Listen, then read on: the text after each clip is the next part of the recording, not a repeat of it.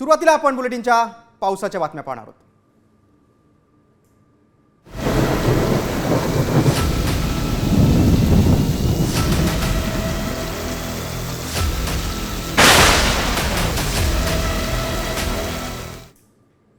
राज्यात मान्सूनचा पाऊस सक्रिय झालाय। अगदी कोकणासह मुंबई ठाण्याला पावसाचा रेड अलर्ट जारी करण्यात आलाय।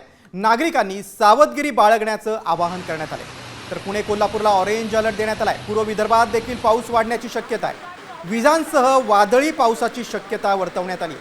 अरबी समुद्रापासून ओडिशा किनाऱ्यापर्यंत हवेचा कमी दाबाचा पट्टा विस्तारलाय आणि ही प्रणाली पूरक ठरत असल्यानं राज्यात पावसाला पोषक वातावरण निर्माण झालंय। मध्य महाराष्ट्र आणि मराठवाड्यात मात्र पावसाचा जोर कमी होण्याचा अंदाज आहे। बघा राज्यात कुठे कोणता अलर्ट देण्यात आलाय आपण ते पाहूया।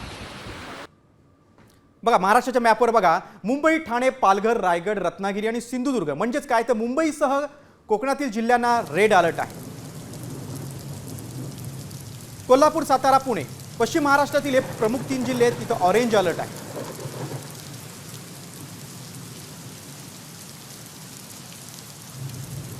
नाशिक, नागपूरला येलो अलर्ट आहे।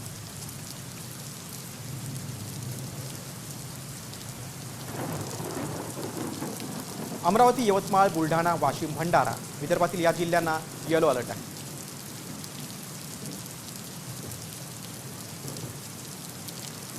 गोंदिया, गडचिरोली, चंद्रपूर, वर्धा, अकोला या जिल्ह्यांना येलो अलर्ट आहे।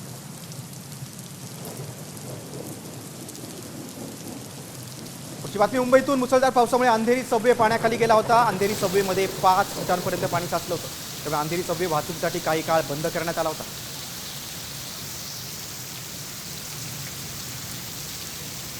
संध्याकाळी 4 वाजताची दृश्य आपण बघतोय। अंधेरी सबवे पाण्याखाली गेला होता, त्यामुळे वाहतूक थांबवण्यात आली होती।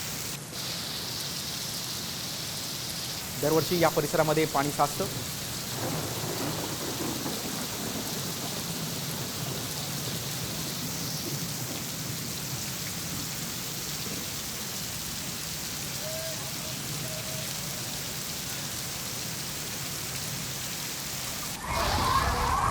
अंधेरीनंतर आपण दादर परिसराकडे वळूया। किंग्स सर्कल परिसरामध्ये पाणी झाल्याचं पाहायला मिळालं, त्यामुळे वाहतूक मंदावली होती। किंग सर्कल रेल्वे स्टेशन जवळचा रस्ता हा पाण्याखाली गेला, त्यामुळे वाहतूक मंदावलेली दिसली। साचलेल्या पावसाच्या पाण्याचा निचरा करण्यासाठी महानगरपालिकेने मोठे पंप तैनात केले होते। मात्र रस्त्यावर मोठ्या प्रमाणात पाणी साचल्यानं वाहतुकीला मोठा फटका बसला। संध्याकाळी साधारणतः 5:45च्या सुमाराची दृश्य आपण या किंग सर्कल भागातील पाहतोय।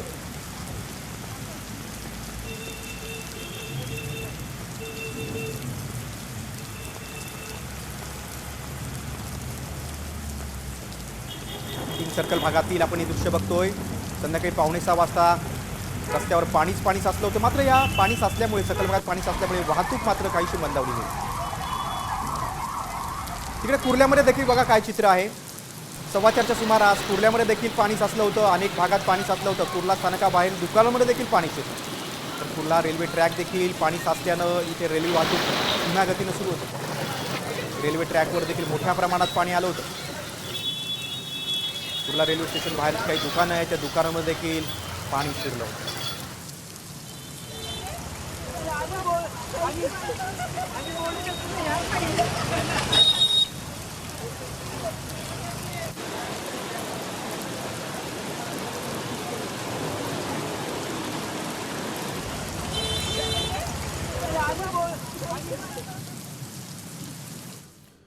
मुंबईतील एक महत्त्वाची बातमी। खडवली ते वाशिम दरम्यान आता लोकल सेवा विस्कळीत झाली आहे। कसाराकडे जाणाऱ्या रेल्वे वाहतूक विस्कळीत झाली आहे। पंचवटी एक्सप्रेससह लोकल अर्धा तास थांबून आहे। मालगाडीच्या इंजिनमध्ये बिघाड झाल्यामुळे वाहतूक विस्कळीत झालेली आहे। पंचवटी एक्सप्रेससह लोकल अर्धा तास थांबून आहे।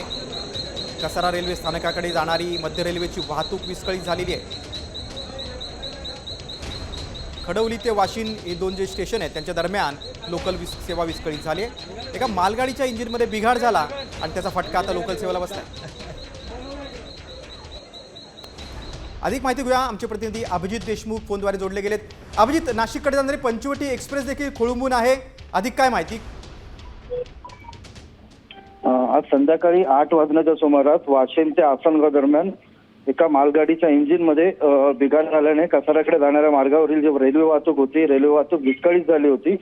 घटनेची माहिती मिळताच रेल्वेच्या पथकाने या ठिकाणी धाव घेतली आहे. सध्या ही जी मालगाडी आहे ही आसनगावच्या दिशेने रवाना करण्यात आली आहे. मात्र या दरम्यान जी कसाऱ्याच्या दिशेने जी वाहतूक होती, वाहतूक जवळपास ठप्प झाली होती. रेल्वे प्रशासनाने प्रयत्न करून आता ही वाहतूक सध्या पूर्ववत केल्याचं सांगितलं असलं तरी सध्या अप आणि डाऊन या दोन्ही मार्गांवरील जी वाहतूक आहे ही वाहतूक 15 ते 20 मिनिटं उशिराने असल्याची सध्या माहिती आहे.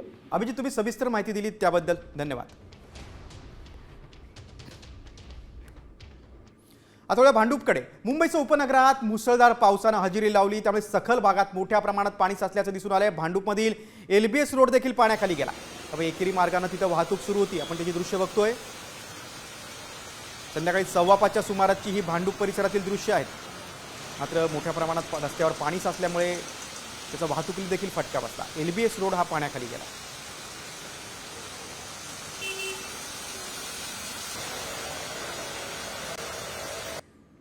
मुंबईनंतर आता नवी मुंबईत काय चित्र आहे बघा. वाशीतील ही बातमी आहे. मुसळधार पावसामुळे भिंत खचली होती.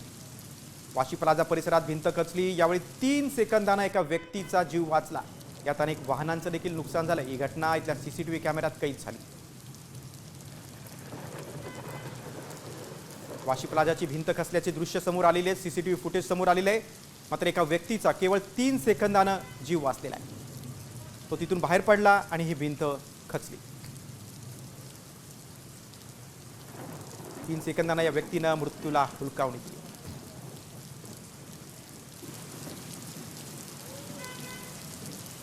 मात्र ही भिंत खचल्यानं अनेक वाहनांचं देखील नुकसान झालं.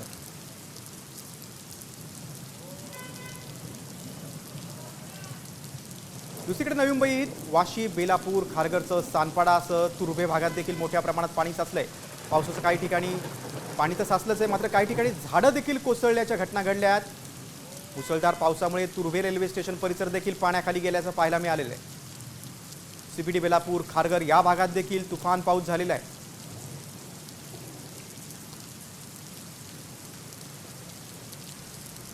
तर दुसरीकडे कल्याण डोंबिवली शहरासह आजूबाजूच्या परिसरात आज सकाळपासूनच पावसानं हजेरी लावली. सकल भागात पाणी साचल्यानं बाईक स्वारांना मोठी कसरत करावी लागली. कल्याण डोंबिवली परिसरात अनेक ठिकाणी सकल भागात मोठ्या प्रमाणात पाणी साचलं होतं. त्याचा वाहतुकीला फटका बसला. संध्याकाळी 5:15च्या सुमाराची दृश्य आपण बघतोय.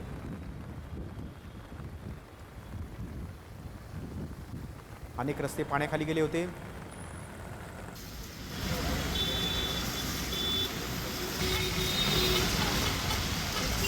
बातमी आता बदलापूरची. रेल्वे स्थानकाच्या पूर्वेकडील पादचारी पुलावर अक्षरशः पावसाच्या धारा लागल्याचं पाहायला मिळालं.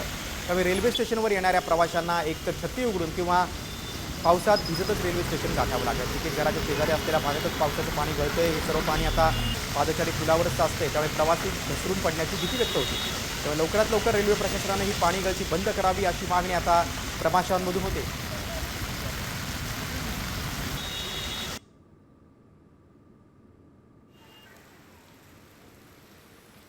आता वसई विरारमधून बातमी आहे. वसई विरार शहरात देखील जोरदार पाऊस झाला. त्यामुळे शहराच्या सखल भागातील मुख्य रस्ते पाण्याखाली गेलेत. याचा थेट फटका शहराच्या वाहतुकीला बसलाय.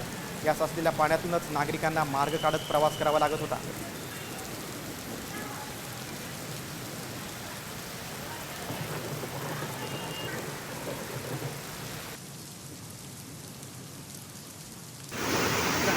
पुढची बातमी आता मुंबईनंतर लोणावळ्यात जाऊया. पर्यटकांचं आकर्षण असणाऱ्या लोणावळ्यातील भुशी धरण अखेर ओव्हरफ्लो झालंय. गेल्या 3 दिवस तुफान पाऊस कोसळतोय आणि गेल्या 24 तासात 143 मिलीमीटर पावसाची नोंद झाली. आतापर्यंत 791 मिलीमीटर पाऊस लोणावळ्यामध्ये कोसळलाय. गेल्या वर्षी आजच्या दिवसापर्यंत केवळ 303 मिलीमीटर पाऊस झाला होता. गेल्या वर्षीच्या तुलनेत 488 मिलीमीटर अधिक पाऊस बरसलाय आणि त्यामुळे भुशी धरण लवकर ओसंडून वाहू लागलं.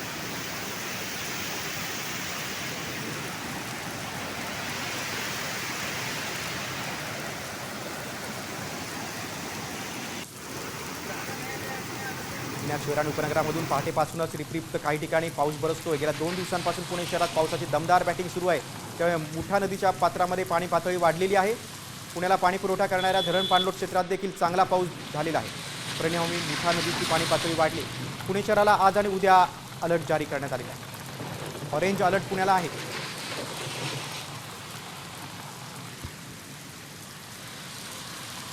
पुणे अहिल्यानगर महामार्गावर तुळापूर फाट्यावर मोठ्या प्रमाणात पाणी साचले. पाऊस ओसरल्यानंतर देखील पाण्याचा निचरा होत नसल्यानं जेसीबीच्या सहाय्यानं पाणी बाहेर काढण्याची वेळ आली. या पाण्यातून ये जा करताना नागरिकांना अडचणींचा सामना करावा लागतो, तर महामार्गावर पाणी साचल्यानं वाहतुकीत देखील अडथळा निर्माण होते.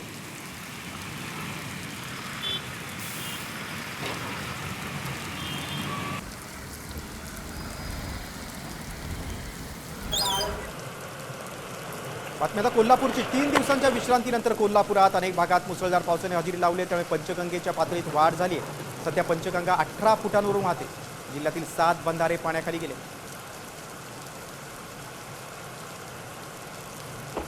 कोल्हापूर जिल्ह्यामध्ये आपण बघतो मोठ्या प्रमाणात पाऊस होतोय. जिल्ह्यातील प्रमुख नदी पंचगंगा नदीची पाणी पातळी देखील वाढलेली आहे. तसंच कोल्हापूर जिल्ह्यातील 7 बंधारे आता पाण्याखाली गेलेले आहेत. कोल्हापूर जिल्ह्यात पावसानं थैमान घातलंय. राधानगरीत पावसाचा जोर वाढला. इथल्या मौजे चौके गावातील एक पूल वाहून गेल्याचं समोर आलंय. पूल वाहून गेल्यानं वाहतूक बंद करण्यात आली. सध्या इथल्या लोखंडी पुलावरून केवळ वाहतूक सुरू आहे.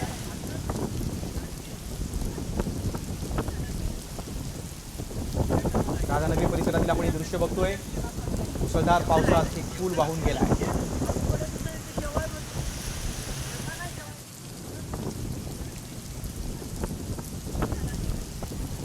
आता कोकणाकडे वळूया. रत्नागिरी जिल्ह्यातील संगमेश्वरमध्ये मुसळधार पाऊस झाला, त्यामुळे मागजन बाजारपेठ पाण्याखाली गेली.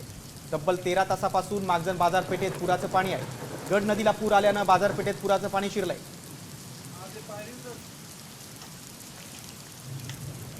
रत्नागिरी जिल्ह्यात 2 दिवसांपासून मुसळधार पाऊस सुरू आहे. रत्नागिरी जिल्ह्याला हवामान खात्यानं रेड अलर्ट दिलेला आहे. संगमेश्वरमध्ये पावसाचा जोर जास्त आहे.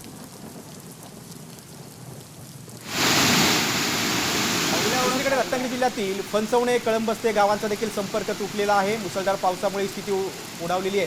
शृंगारपूर नायरी गावांचाही संपर्क तुटलेला आहे. रत्नागिरी जिल्ह्याला रेड अलर्ट आहे. जिल्ह्यातील 4 गावांचा संपर्क तुटलेला आहे. अनेक रस्ते पाण्याखाली गेलेले आहेत. पुलावरून पाणी वाहतंय. 4 गावांचा संपर्क तुटलेला आहे. रत्नागिरी जिल्ह्यातील नद्यांना आता पूर आलेला आहे. अनेक नद्या धोक्याच्या पातळीवरून वाहत आहेत.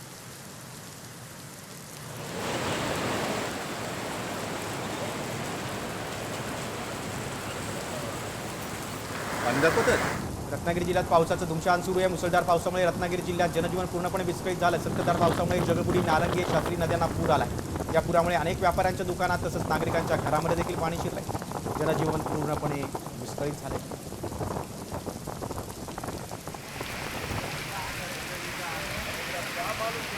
आपण 4 दृश्य बघतोय. रत्नागिरी जिल्ह्यातील गुहागर, संगमेश्वर, राजापूर तालुक्यामध्ये मुसळधार पाऊस झालाय.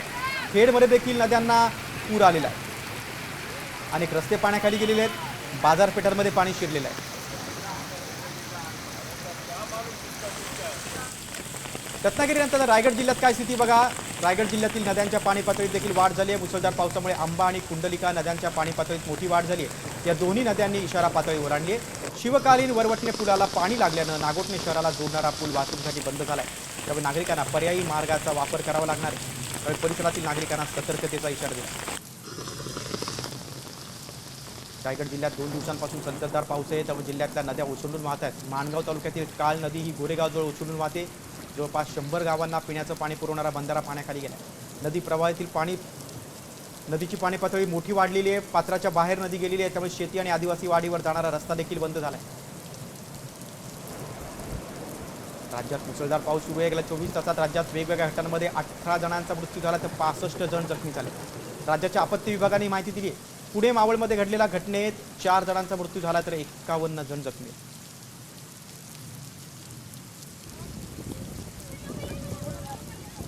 पुण्यातून इंद्रायणी पूल दुर्घटनेप्रकरणी सदोष मनुष्यवधाचा गुन्हा दाखल करण्याची मागणी होती. मात्र ही मागणी कुणी केली आहे? सरकारकडून सर्वसामान्यांच्या डोळ्यात कशी धूळफेक केली जाते?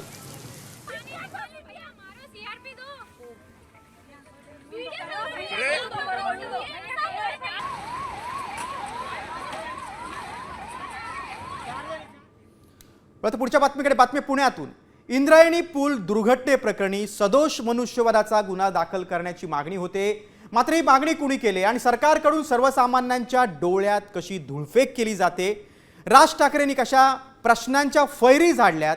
पाहूयात या स्पेशल रिपोर्टमधून.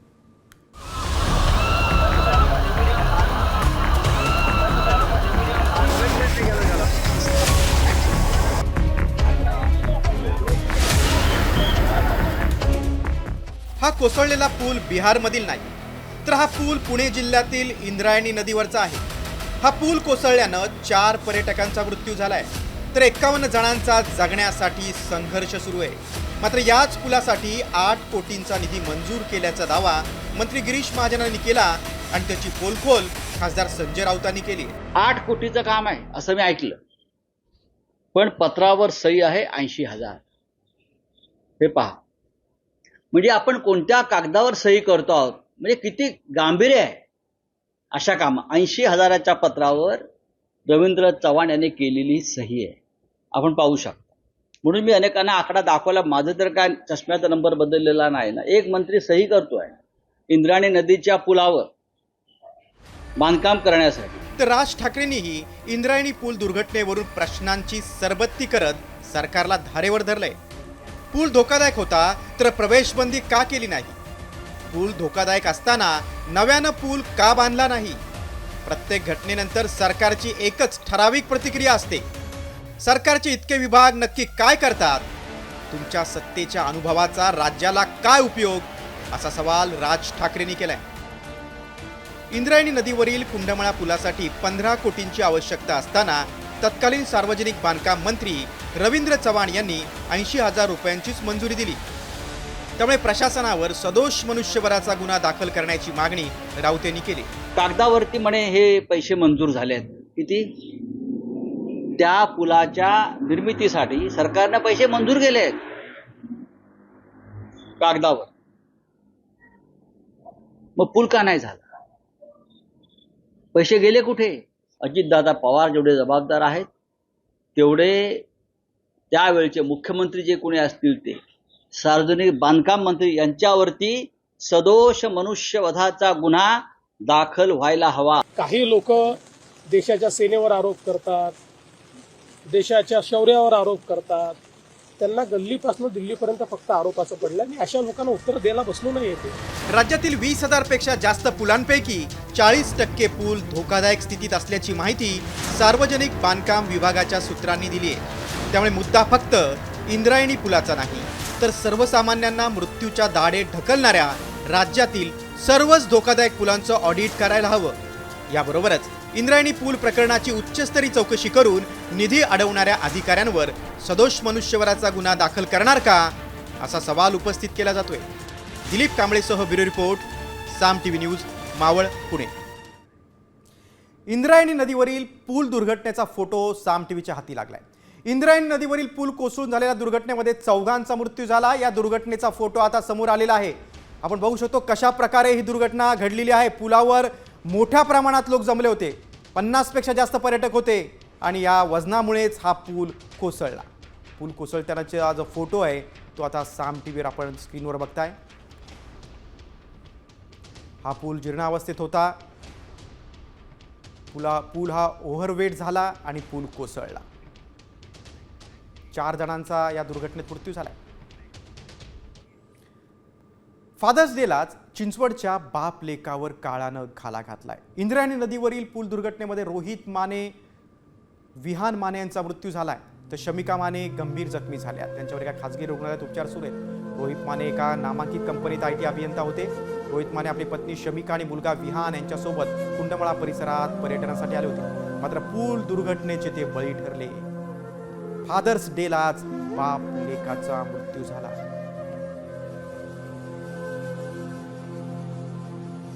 असं त्यांच्यावर घाला घातलेला खरं तर अतिशय दुर्दैवी घटना आहे. म्हणजे पण मला एक त्या निमित्तानं आपल्या माध्यमातून सर्वांना सांगायचं आहे की प्रशासन असेल, पोलीस शेवटी करणार काय, त्यांनी वारंवार सूचना देऊन आपण मौत का कुवा म्हणतो आपण, त्या ठिकाणी आपण जायचं आणि आनंद, अशा प्रकारचा आनंद काय उपयोगाचा आहे की त्या आयुष्यभर ह्या सगळ्या वेदना भोगाव्या लागणार आहेत. मी या नंबर आव्हान करतो सर्वच नागरिकांना की अशा ठिकाणी जाऊच नाही. आपण जाण्यासारखी अनेक ठिकाणं आहेत. अशा पद्धतीने आपल्याला मी आवाहन करतो. मावळ तालुक्यातील इंद्रायणी नदीचा पूर कोसळून दुर्घटना घडली. अशात कुंडमळा भागात स्टंटबाजी केल्याचा एक व्हिडिओ समोर आलाय. आठवड्याभरापूर्वीच एका रील स्टारनं कार थेट धरणाच्या बंधाऱ्यावर चढवल्याचं कॅमेऱ्यात कैद झालंय. या प्रकरणी आता संबंधित यंत्रणांनी कोणतीही कार्यवाही केली नाही. फक्त प्रसिद्धीसाठी जीव धोक्यात घालणाऱ्या अशा स्टंटबाजांवर प्रशासनानं कडक कारवाई करावी अशी मागणी होते. लापरवाही ये मत करें, बिल्कुल ऐसा मत करें। कुंडमळा बंदरावरचा हा धक्कादायक हे फोटो चित्र समोर आलेलं आहे। एक्सीडेंट कहीं भी असे रील करणाऱ्यांवर आता कडक कारवाईची मागणी सर्व स्तरातून होते। और इसमें फैमिली भी बैठी है, इसमें तो फैमिली भी बैठा के रिस्क ले रहे हैं भाई, ये एकदम लापरवाही ये मत करें, बिल्कुल ऐसा मत करें। पुढच्या रिपोर्टकडे। विधानसभा निवडणूक जिंकण्यासाठी आमदार भरत गोगावलेंनी केलेल्या एका अघोरी पूजेचा व्हिडिओच ठाकरे गटानं पोस्ट केलाय। मात्र ही पूजा कशासाठी केली गेली, ती कोणत्या देवीची होती आणि त्यावर भरत गोगावलेंनी काय प्रतिक्रिया दिलेली आहे, पाहूया या संदर्भातला एक खास रिपोर्ट। ओम ह्रीं बगलामुखी देवे सर्वदुष्टानां वाचं मुखं पदं स्तंभाय। हा व्हिडिओ पोस्ट करत ठाकरे गटाचे नेते वसंत मोरेंनी भरत गोगावलेंना घेरलंय। मंत्री भरत गोगावलेंनी विधानसभा निवडणुकीतील विजयासाठी थेट मध्य प्रदेशमधील उज्जैनमधून पुजाऱ्यांना बोलावत अघोरी पूजा केल्याचा गंभीर आरोप केलाय। 17 ऑक्टोबर 2024ला जो तुमच्या घरामध्ये तुम्ही बागलामुखी म्हणून जे उज्जैनमध्ये एक देवीचं स्थान आहे, त्या देवीच्या मंदिरातून जे काही पुजारी आणले होते, 20 नोव्हेंबरला निवडणूक होती आणि 17 ऑक्टोबर 2024ला भरत शेठच्या घरामध्ये मुक्कामी लोक होती। ही मुक्कामी लोक त्यांच्या घरामध्ये कुणी कशा करता बोलवले होते तुम्ही? तुमचा जर तुमच्या कामावरती विश्वास आहे ना, मग तुम्ही ह्या अशा अघोरी पूजा कशा करता घातल्या घरामध्ये? खरं तर शिवसेना फुटीला रश्मी ठाकरे जबाबदार असल्याचा दावा करून भरत गोगावले यांनी खळबळ उडून दिली आहे। त्यामुळे ठाकरे गटानं भरत गोगावलेंना कोंडीत पकडण्याचा प्रयत्न केलाय। 17 ऑक्टोबर 2024ला बगलामुखी देवीला घातलेली पूजा उकरून काढण्यात आली आहे। तर वसंत मोरेंच्या दाव्यानंतर अंधश्रद्धा निर्मूलन समितीही गोगावलेंच्या विरोधात मैदानात उतरली आहे।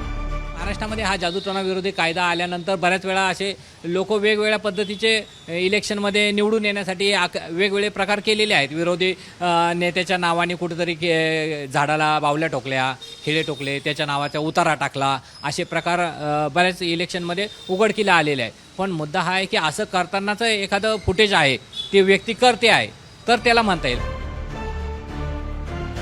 विधानसभा निवडणुकीत स्नेहल जगताप विरुद्ध भरत गोगावले यांच्यात जोरदार लढत झाली। यात भरत गोगावलेंनी 26,000 मतांनी विजय मिळवला। त्यामुळे अघोरी पूजेचा आरोप फेटाळून लावतानाच गोगावलेंनी आपल्या कामामुळेच विजय मिळवल्याचा दावा केलाय। आमदारकीच्या निवडणुकीमध्ये दाखवून दिलंय वसंत मोरे काय चीज आहे ती जनतेने दाखवलंय।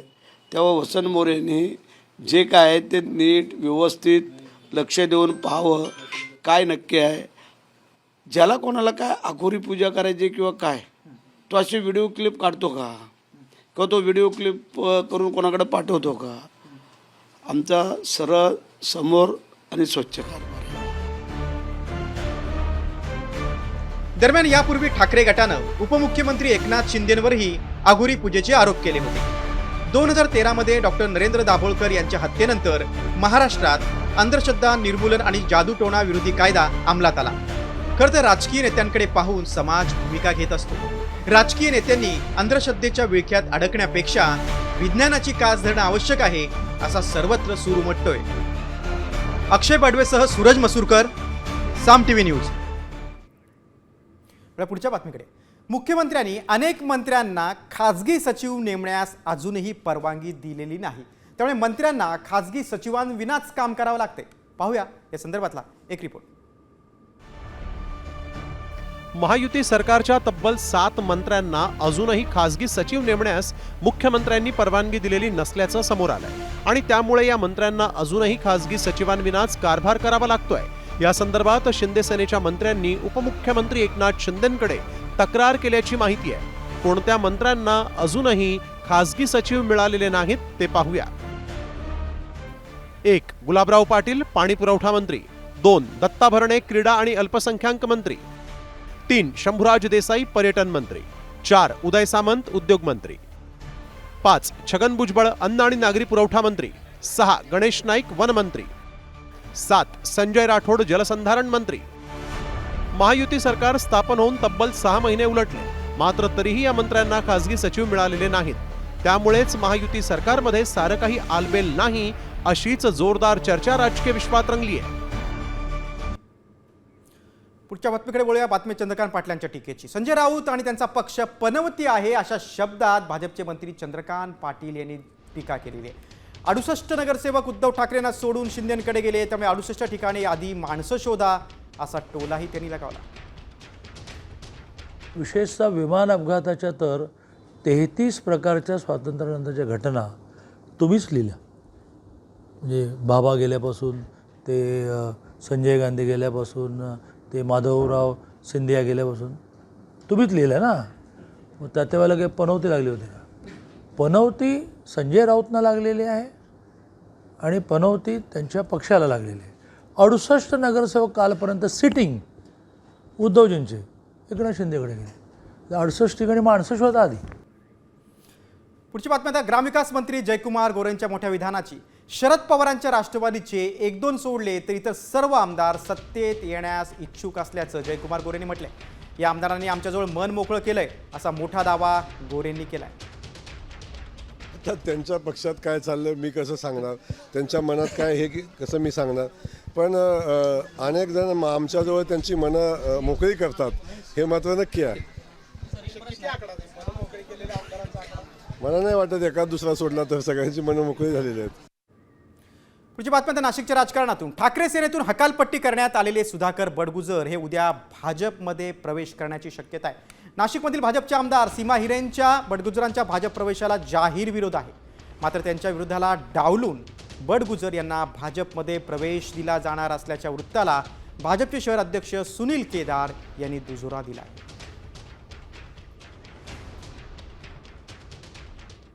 महाराष्ट्रातल्या विविध भागातल्या पदाधिकारी नेत्यांचे इतर पक्षातल्या त्याच्यामुळे प्रवेश उद्या या असं निश्चित नाही, पण या आठवड्यात प्रवेश होणार. कोण कोण प्रमुख आहेत ज्यांचे प्रवेश होणार?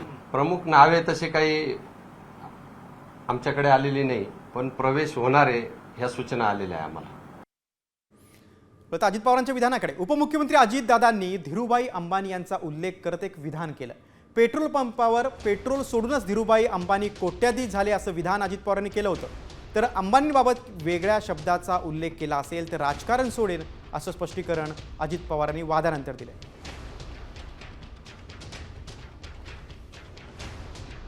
मला सहकार टिकवायचं नसतं तर मी पंप काढले असते का? काय करू ना, माझी गोरगरिबांची मुलं लागली ना तिथे का मला पंपावर मुलं लागलं हे मला कमी पडायचं आहे आणि पंपावरच पेट्रोल सोडून धीरूभाई अंबानी कोट्याधीश झाला.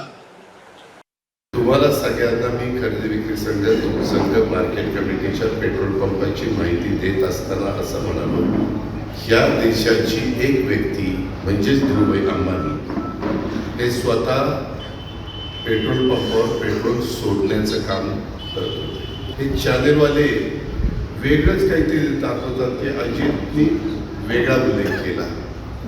मी त्या चॅनलवाल्याला सांगू इच्छितो, मी जर वेगळा काही शब्द वापरलेला असेल तर राजकारण सोडेल, राजकारण. बातमी आता सिंधुदुर्ग जिल्ह्यातून. राजकोट किल्ल्यावरील पुतळ्याचा पाया मजबूत आहे आणि त्यामुळे पुतळ्याला काही होणार नाही असा दावा माजी मंत्री दीपक केसरकर यांनी केलाय. मालवणमध्ये राजकोट किल्ल्यावर नव्यानं उभारण्यात आलेल्या शिवरायांच्या पुतळ्याच्या चबुतराच्या बाजूची जमीन खचल्याचं समोर आलं होतं. यावरून केसरकरांनी हे विधान केलेलं आहे. अशा गोष्टी घडत असताना पुतळ्याला जे बेस केलेला आहे किंवा ज्याला आपण त्याचा पाया म्हणतो, हा पाया अतिशय मजबूत आहे. त्याच्यामुळे पुतळ्याला काही होणार नाही याची माझी स्वतःला खात्री आहे. आजूबाजूला भर टाकलेली असेल ती भर सुद्धा खचणार नाही अशी काळजी घ्यायला पाहिजे होती, परंतु तसं झालेलं असेल तर त्या संदर्भातला आवश्यक खुलासा करत असतानाच आवश्यक ती कारवाईसुद्धा म्हणजे ह्याच्यावर पुढे काही नुकसान होऊ नये म्हणून आवश्यक कार्यवाही ही सार्वजनिक बांधकाम विभागाकडून होईल याची मला खात्री आहे. आता एक धक्कादायक बातमी विदर्भातून. उकाड्यापासून सुटकेसाठी अनेक जण कूलरचा वापर करतात, मात्र हाच कूलर तुमच्या जीवावर उठू शकतो. आम्ही असं का म्हणतोय पाहूयात या संदर्भातला एक खास रिपोर्ट. कूलर उठतोय जीवावर.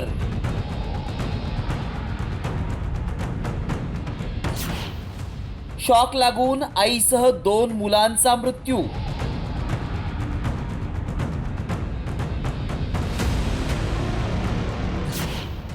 कूलर वापरताय खबरदारी घ्या.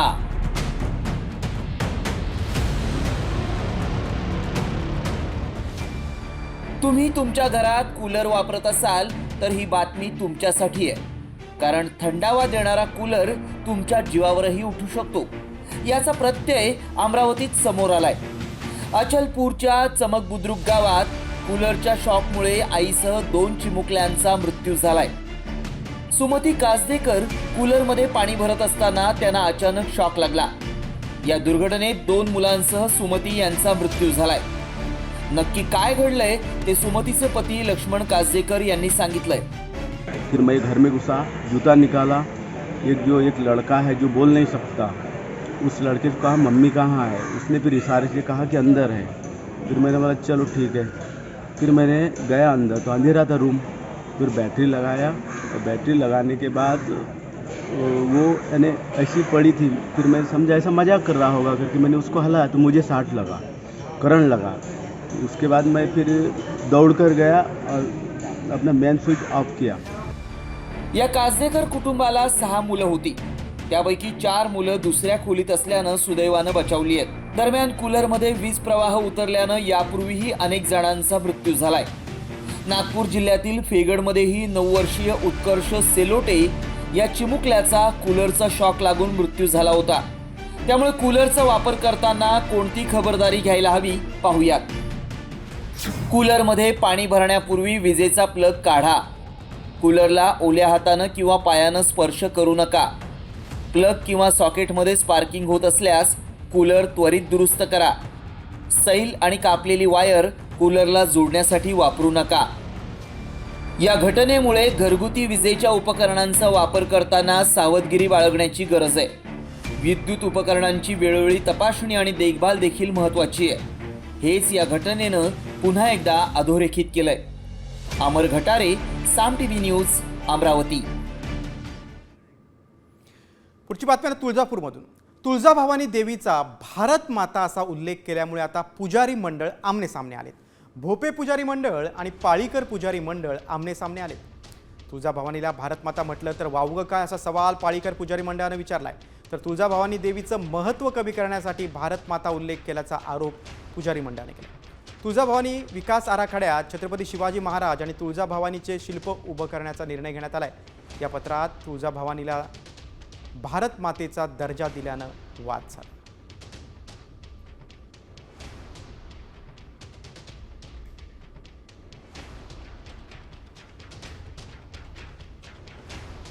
सर्व जाती धर्माचं कुलदैवत असल्यामुळं संबंध देशभरातून तुळजाभवानी देवीला भक्तवर्ग मोठ्या प्रमाणात येत असतो.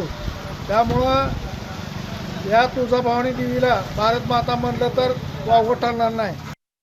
महाराष्ट्राची कुलस्वामिनी आई तुळजाभवानी ही भारत माता असू शकत नाही, कारण की स्वातंत्र्यवीराने एक भारताच्या नकाशाला एक मातेचं स्वरूप देऊन ही काल्पनिक भारत मातेचं जे शिल्प उभा केलं आहे त्याला तुळजाभवानीची तुलना करून मूळ तुळजाभवानीचं महत्त्व कमी करण्याचा प्रयत्न या ठिकाणी मंदिर संस्थांकडून होत आहे. पुढच्या बातमीकडे. रॅपिडो बाईक टॅक्सी चालकानं एका महिलेला मारहाण केली. तू गाडी नीट चालवली नाहीस म्हणत चालक आणि महिलेमध्ये वाद झाला.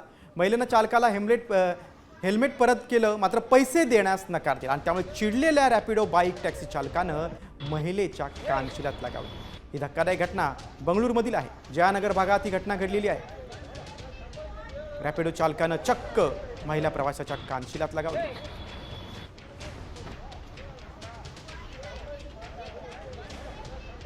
Booked under different sections and police inquiry because initially no one came forward to give complaint. After coming to know the police, the moment police came to know of the incident, we have secured the victim and we have convinced her to give a complaint. She was not ready to give a complaint, so the complaint is being taken right now. There is nothing concerned with local and this thing. This is an event has taken place, a crime has taken place. We will take action after that. पुढच्या बातमीकडे. धक्कादायक बातमी शिर्डीतून. एका हत्येच्या घटनेनं शिर्डी हादरली. ही हत्या 7 अल्पवयीन मुलांनी करून क्रूरतेचा कळस गाठलाय. या हत्येचं कारण ऐकून तुम्ही हादरून जाल. पाहूया एक खास रिपोर्ट. अल्पवयीन मुलांची सैतानी पार्टी. बर्थडेच्या पार्टीसाठी हत्या. मुलांच्या कृत्यानं शिर्डी हादरली. लहान थोरांपासून सगळ्यांनाच हल्ली बर्थडे पार्टीचं आकर्षण असतं, पण याच बर्थडे पार्टीसाठी चक्क एका माणसाचा जीव गेलाय. होय, बर्थडे सेलिब्रेशनसाठी पैसे हवेत म्हणून एका व्यक्तीला धारधार चाकून भोसकून मारलंय. धक्कादायक बाब म्हणजे ही हत्या करणारी अल्पवयीन मुलं आहेत. नशेच्या आहारी गेलेल्या 7 मुलांनी सपासपा वार करून गणेश चत्तर यांचा जीव घेतलाय. गणेश चत्तर यांचं अपहरण आणि खून नेमका कसा करण्यात आला पाहूयात. चत्तर यांनी राहता हद्दीत दुचाकीवरील तरुणांकडे लिफ्ट मागितली. तरुणांनी निर्जन स्थळी नेत गणेश चत्तर यांना लुटलं. त्यानंतर मारहाण करत चाकू भोसकून हत्या केली. चत्तर यांच्या खिशातील मोबाईल देखील चोरला. बर्थडे पार्टीसाठी 4,500 रुपयांना मोबाईल विकला. पैसे हवेत म्हणून खून केल्याची आरोपींनी कबुली दिली. कोपरगाव पोलीस आणि शिर्डी पोलीस यांच्याकडील दाखल वेगवेगळ्या गुन्ह्यांचे धागेदोरे जुळत असल्यानं गणेश चत्तर यांच्या खुनाचा उलगडा झालाय. पोलिसांनी या प्रकरणी नेमकं काय सांगितलंय पाहूयात. जो एकाचा वाढदिवस होता त्याच्या अनुषंगाने त्यांनी त्या माणसाकडे पैशाची मागणी केली. सुरुवातीला त्याने त्यांना काही पैसे देखील दिले, परंतु नंतर त्याच्याकडे पैसे नसल्याने त्याने त्यांना विरोध केला असता त्यांच्यामध्ये त्या दरम्यान वादावादी झाली आणि या वादावादीतूनच त्यांच्यातील एकाने त्याच्यावर वार केले आणि बाकीच्या आरोपींनी त्याला मदत केली आणि यामध्ये त्या माणसाचा मृत्यू झालेला आहे. अल्पवयीन नशेखोर आरोपींनी वाढदिवसाच्या पार्टीसाठी निष्पाप व्यक्तीचा जीव घेतल्यानं चत्तर कुटुंबियांवर दुःखाचा डोंगर कोसळलाय. गणेश चत्तर यांच्या मागे पत्नी आणि 2 मुलं असा परिवार आहे. आमच्या माणसाची यात चूक काय असा सवाल कुटुंबियांनी केलाय. तर अशा बाला सुने तर शहाणे असो, तर आमचं म्हणणं एकच आहे का आमच्या निर्दोष माणसाला येणे असं मारलं. त्याचे आई वडील म्हातारे, वडील 80 वर्षाचे, आई 70 वर्षाची. आपला मुलगा गेला ह्या वयामध्ये. आता 80 वर्षाच्या बापाला किती मोठं दुःख झालं. शिर्डीतली वाढती गुन्हेगारी पोलीस प्रशासनासमोर मोठं आव्हान आहे. 3 महिन्यांपूर्वी शिर्डी संस्थानच्या 2 कर्मचाऱ्यांची पहाटे हत्या झाली होती. त्यानंतर आता अल्पवयीन मुलांच्या या सैतानी कृत्यानं राज्यात खळबळ उडाली आहे. त्यात अल्पवयीन मुलांमध्ये वाढणाऱ्या अंमली पदार्थ सेवनाचा धोकाही पुन्हा अधोरेखित झालाय. या नशेखोर प्रवृत्तीला कसा आळा घातला जाणार आणि साईनगरीतली गुन्हेगारी हद्दपार कधी होणार हाच खरा सवाल आहे. सचिन बनसोडसह ब्युरो रिपोर्ट, साम टीव्ही न्यूज, शिर्डी. तर राजकीय बातमीकडे. स्थानिक स्वराज्य संस्थांच्या निवडणुकीच्या रणनीतीसाठी उपमुख्यमंत्री एकनाथ शिंदेंनी सर्व मंत्र्यांची बैठक बोलावली. तर या बैठकीला आता थोड्याच वेळात सुरुवात होणार आहे. शिंदे सेनेची ही महत्त्वाची बैठक आहे. महापालिकेच्या निवडणुकीच्या रणनीतीसाठी ही बैठक बोलावलेली आहे. एकनाथ शिंदे सर्व मंत्र्यांशी संवाद साधणार आहेत.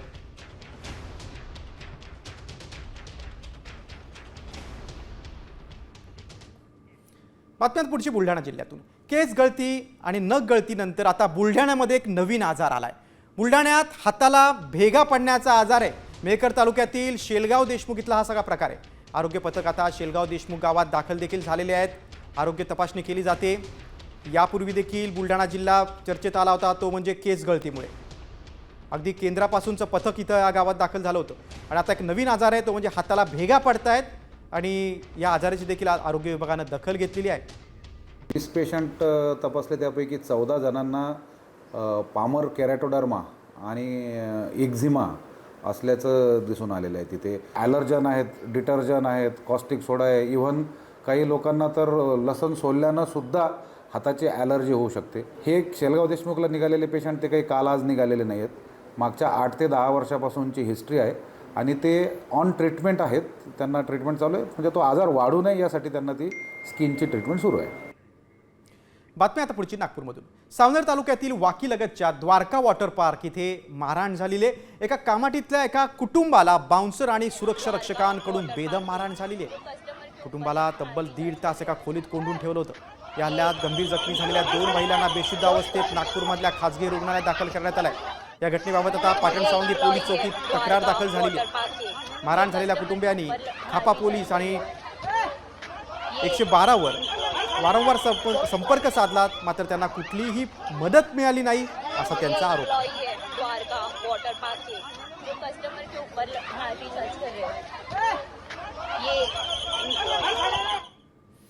नागपूरनंतर पुढची बातमी आता पुण्यात. भटक्या कुत्र्यांनी 2 लहान मुलांवर हल्ल्याचा प्रयत्न केला. यामध्ये एक मुलगा किरकोळ जखमी झालेला आहे. हडपसर भागात असलेल्या कामठी वस्ती परिसरातील ही घटना आहे. रस्त्याने जाताना भटक्या कुत्र्याने 2 मुलांवर हल्ल्याचा प्रयत्न केला. आता या भटक्या कुत्र्यांचा बंदोबस्त करण्याची मागणी होते. राज्यात भटक्या कुत्र्यांचा प्रश्न पुन्हा एकदा ऐरणीवर आलेला आहे. काही ठिकाणी तर भटक्या कुत्र्यांच्या हल्ल्यात चिमुरड्यांचा मृत्यूही झाला आहे.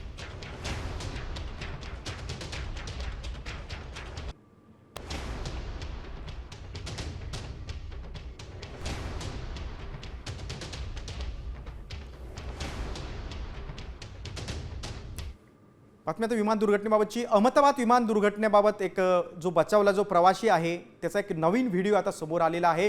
रमेश विश्वास कुमार कॉलेजच्या गेटमधून बाहेर येतानाचा हा व्हिडिओ आहे. मृत्यूच्या धाडेतून बाहेर येतानाचा हा व्हिडिओ आहे.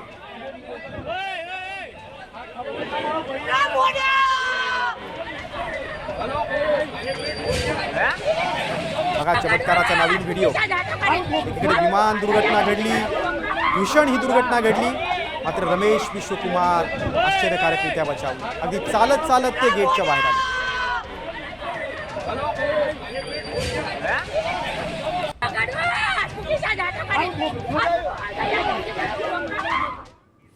मृत्यूच्या धाडेतून बाहेर येतानाचा हा व्हिडिओ पाहिला आपण. आता एक महत्त्वाची आंतरराष्ट्रीय घडामोड आहे.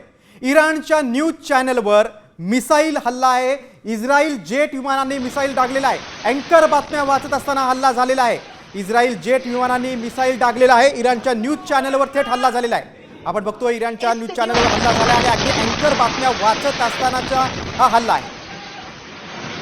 इस्रायल लष्कराने हल्ला केलेला आहे. आपण बघतो की इराणच्या अणुप्रकल्पाला देखील इस्रायलने लक्ष केलं होतं. इराण आणि इस्रायलमध्ये भीषण युद्ध सुरू आहे.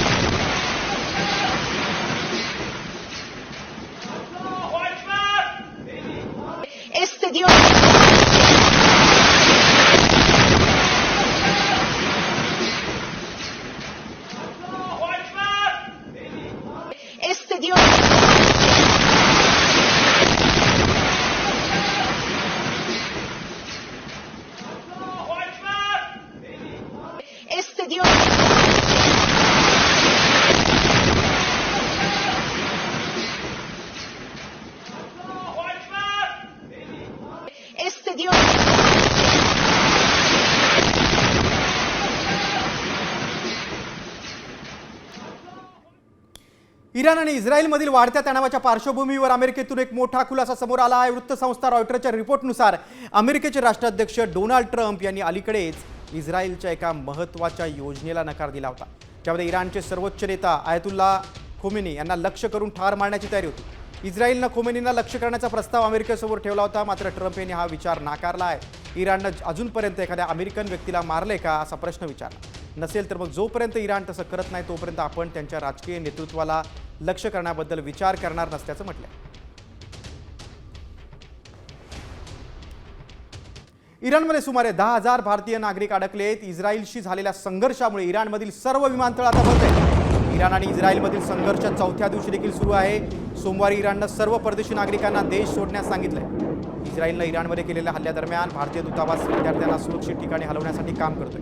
याशिवाय इतर अनेक मार्गांचा देखील शोध घेतला जातो. इराणमध्ये सुमारे 10,000 भारतीय आहेत. त्यात सर्वात मोठी संख्या ही विद्यार्थ्यांची आहे. इराणनं इस्रायलवर सर्वात मोठा हल्ला केला. यात 8 नागरिकांचा मृत्यू झाला आहे. तसंच बॅलिस्टिक मिसाईल डागल्या गेल्यात.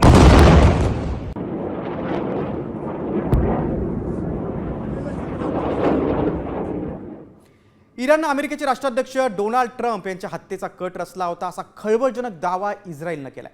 2024च्या निवडणूक प्रचार रॅली डोनाल्ड ट्रम्प यांच्यावर गोळीबार झाला होता. तर हा कट इराणनं रचल्याचा दावा इस्रायलचे पंतप्रधान बेंजामिन नेतान्याहू यांनी केलाय. इराणच्या आण्विक महत्त्वाकांक्षेबद्दलच्या भूमिकेमुळे ते ट्रम्पला एक प्रमुख प्रतिस्पर्धी मानतात. त्यामुळे त्यांनी प्रॉक्सी आणि गुप्तचर यंत्रणेच्या माध्यमातून ट्रम्प यांना मारण्याचा प्रयत्न केला असं नेतान्याहूंनी म्हटलंय.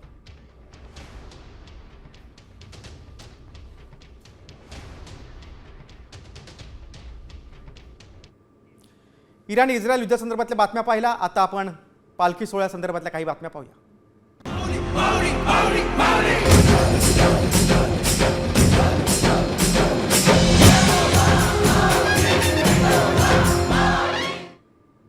श्री संत गजानन महाराजांची पालखी परभणीमध्ये दाखल झाली आहे. पुढचे 3 दिवस ही पालखी आता परभणी जिल्ह्यात विविध ठिकाणी मुक्कामी राहील. ध्वजी पताका घेतलेल्या 700 वारकरी पालखीसोबतचे 3 अश्व आणि टाळ मृदुंगाच्या गजरात गणगण गणपतीचा जयघोष करत पालखी शिस्तबद्ध पद्धतीनं मार्गक्रमण करते. श्री गजानन जय गजानन गणगड गणात बोते असा जयघोष करत वारकरी पंढरीच्या दिशेनं मार्गस्थ झाले. पालखीच्या दर्शनासाठी परभणीकरांनी मोठ्या संख्येनं गर्दी केली.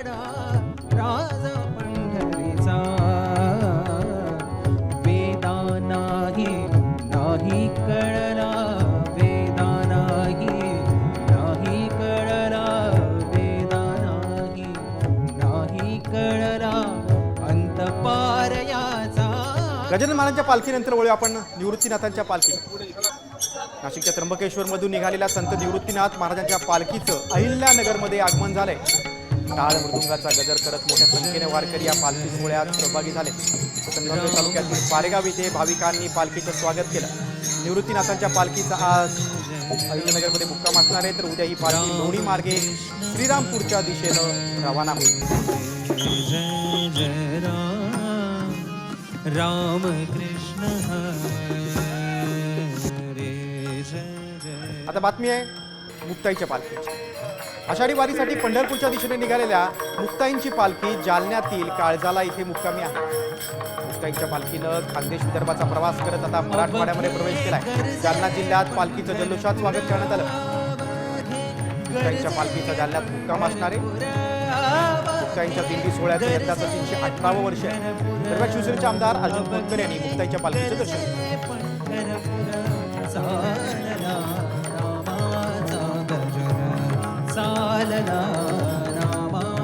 वारी संदर्भात एक मोठी बातमी आहे. वारकऱ्यांना आता टोल माफी देण्याचा निर्णय राज्य शासनानं घेतलेला आहे. 18 जून ते 10 जुलै दरम्यान टोल माफ करण्याचा निर्णय सार्वजनिक बांधकाम विभागाने घेतलाय. 10 मानाच्या पालख्या जाणाऱ्या मार्गावर टोल माफ करण्यात येईल. वारकरी मानाच्या पालख्या घेऊन जाणारे तसंच भाविक यांच्याकडून कुठलाही टोल घेतला जाणार नाही. त्यावेळी त्यांना मोठा दिलासा मिळाला.